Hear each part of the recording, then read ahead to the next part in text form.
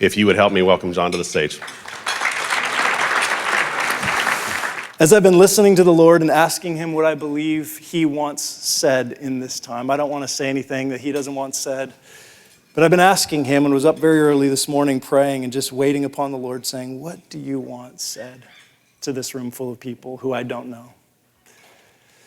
And if you tune out after this or you got to take a call and check out, there's one sentence I want you to hear.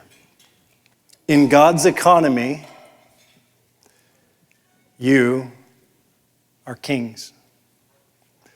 I think this is what God once said, and I'd like to unpack that a little bit, but I'll say it again. In God's economy, you are kings and queens. In God's economy, you are kings and queens. Now, I didn't say you're the king, because we know who the king of all kings is, and that's certainly not you and certainly not me. But when we look in the Old Testament, we see there's three categories of spiritual leaders. Prophets, who would speak to the people on behalf of God. Priests, who would take the needs of the people back to God.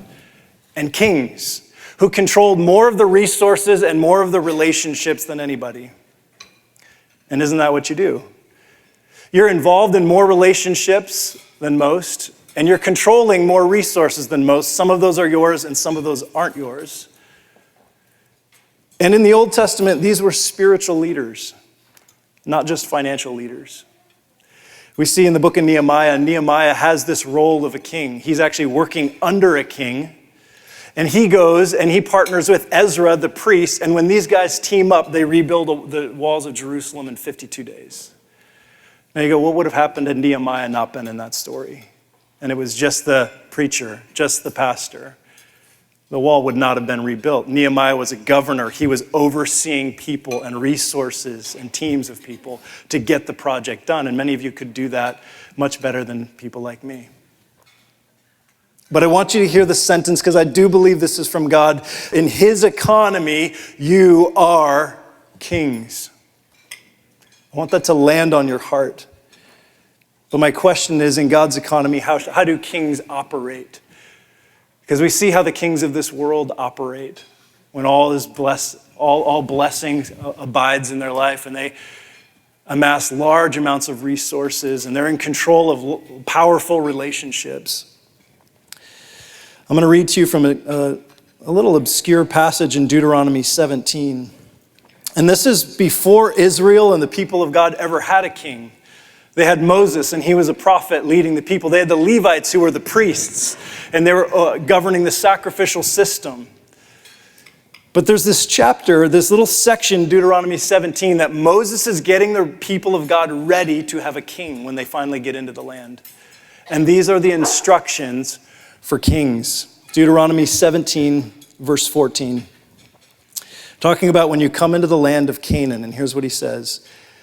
When you come to the land that the Lord your God is giving you, and you possess it, and dwell in it, and then say, I will set a king over me, like all the nations that are around me.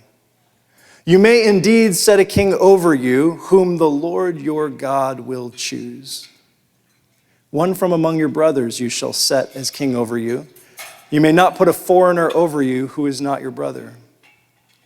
Only he must not acquire many horses for himself, or cause the people to return to Egypt in order to acquire many horses. Since the Lord has said to you, you shall never return that way again. And he shall not acquire many wives for himself, lest his heart turn away. Nor shall he acquire for himself excessive silver and gold. And when he sits on the throne of his kingdom, he shall write for himself in a book a copy of this law approved by the Levitical priests. And it shall be with him.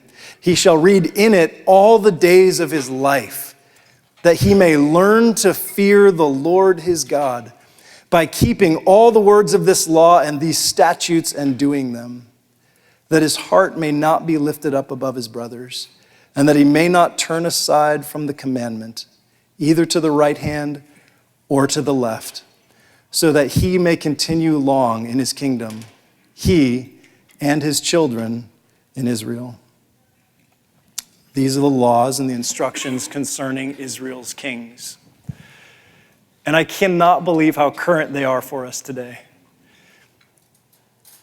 If you're not following Christ and you're in control of a large amount of wealth, what are 3 things that you do? You increase your horsepower. You get a bigger car, a faster car, more cars. You generally get more women, girlfriends, prostitutes, women on the side, second wives, third wives, fourth wives. And you acquire for yourself excessive silver and gold. Apart from Jesus Christ, this is where wealth goes. It turns inward, and it's all about me, my desires, my pleasure, and everything that my heart wants. And where it goes is where God warns them thousands of years ago. I can't believe how current this is. He must not acquire for himself many horses. He shall not acquire for himself many wives, nor shall he acquire for himself excessive silver and gold. Horsepower, women, and bank accounts is where wealth goes, detached from Jesus.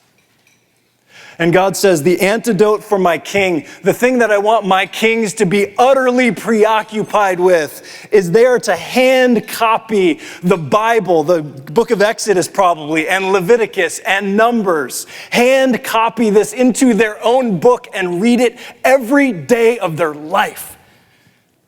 The financial leaders, the resource leaders, the relationship leaders in God's kingdom are supposed to be people of the book. Preeminently of this book, passionate about this book, gripped by this book so that they handwrite a copy and read it every day.